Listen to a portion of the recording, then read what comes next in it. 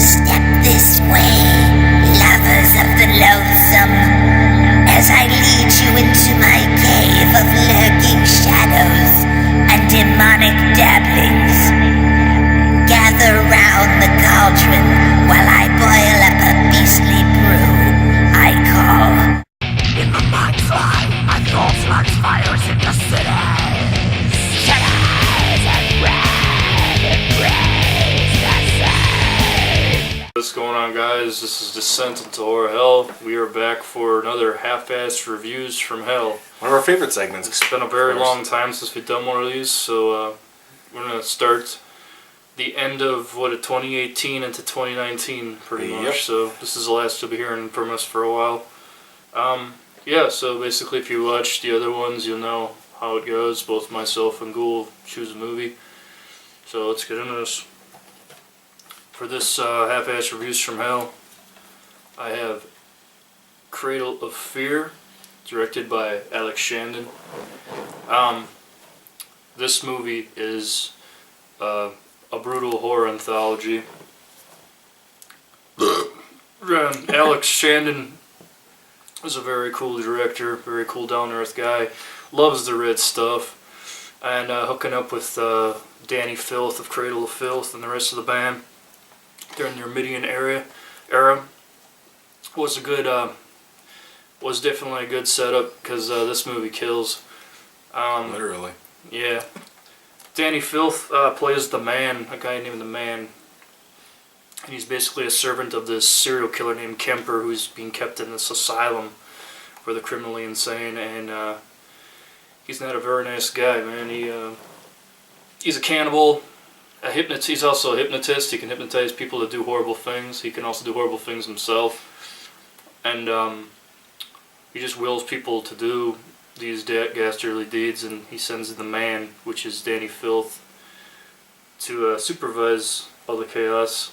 And the first story is pretty cool, because that's the one that involves Danny Filth himself going after these really hot goth chicks in this black metal bar, and basically he tracks one of them down, and he takes her back, or she takes him back rather, to her place to have sex and shit, and what she doesn't realize is that the Man is not what he seems. He's a pretty deranged, demonic individual, evil entity, whatnot, vampire even, and basically plants his seed in her, so to speak. And she's all paranoid, running through the streets, and then eventually she sees all these demonic faces and hallucinations. She sees the drummer of Cradle of Filth, actually. That's kind of cool. And various other members of the band at that time are in the film as demons and entities and shit. And she eventually goes back to her friends because she has nowhere else to go. She doesn't want to be alone, so she goes back to her friends. And there's a little hint of lesbianism there, I think. I don't know. Nothing wrong with that, but that's kind of what I got when I was watching it, Like, feel me here, So, yeah, basically she just crashes there. She doesn't want to be alone, and during the night, something really bad happens. Basically, Danny's boy, she starts shooting out of her, Well, before it shoots out of her, she takes the scissors and just stabs the shit out of herself. It's such a cool scene, very bloody scene. And then after she's dead, her friends, pretty much is on trying to get the baby, just comes out and then attacks her. And yeah, that's the end of that story. And it's definitely for gorehounds, definitely for extreme horror fans, even metal fans as well, because Cradle of Filth is in it, which is cool. The next story. A guy that looks like George Michael, kind of. It's a story about this possessed leg. This guy loses his leg in an accident, and he tracks this other guy down and kills him and takes his leg, and then the leg comes back to do, wreak vengeance on him. it's a pretty cool story as well. But the one that I like the most is called The Sick Room. It involves this rich kid that works for this software company, and he's pretty much like downloading snuff films and stuff. And he tells his boss to go to hell, and this website, The Sick Room, just gets in his head and just completely overtakes him, and he turns into this madman. You know, he just wants to rape his girlfriend and brutalize his girlfriend and stuff, and stuff turns really real. And eventually he gets fired for downloading inappropriate material, and yeah, he loses his job, so you know he has no money at least, and he's just obsessed with this site. All he's trying to do is track it down and find it, and eventually he gets a link through an unknown link to come to this location where he meets this midget, and the midget pretty much takes him to the sick room, you know, and he pretty much, the sick room is basically a snuff site. You know, you can pretty much, you know, kill people. You know, you pay your money and you can kill people. You can slice their arms, you can hit them in the head with a hammer and whatnot, you know, and he was just obsessed with this game, and all of a sudden he becomes the game, pretty much. You know, it's a total something backfires. But Cradle of Fear is a great horror anthology. Check it out. A lot of blood, a lot of boobs, good metal as well. If that's what floats your boat, check out Cradle of Fear. Right on. Cool, what you got? Alright, throwing this one back a little. Back to 1973. A movie called Love Me Deadly. Very good, I guess an early necrophilia film. Stars Mary Wilcox from Beast of the Yellow Night. She did a lot of stuff on TV. Christopher Stone, who we also know from The Howling and Cujo, among other TV shows and stuff. And Lyle what was that? Wagoner, I'm assuming, if it's not German.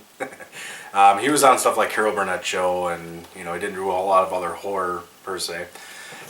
Anyways, movie's about the woman Mary Wilcox, her character Lindsay, who has this fetish for loving the dead.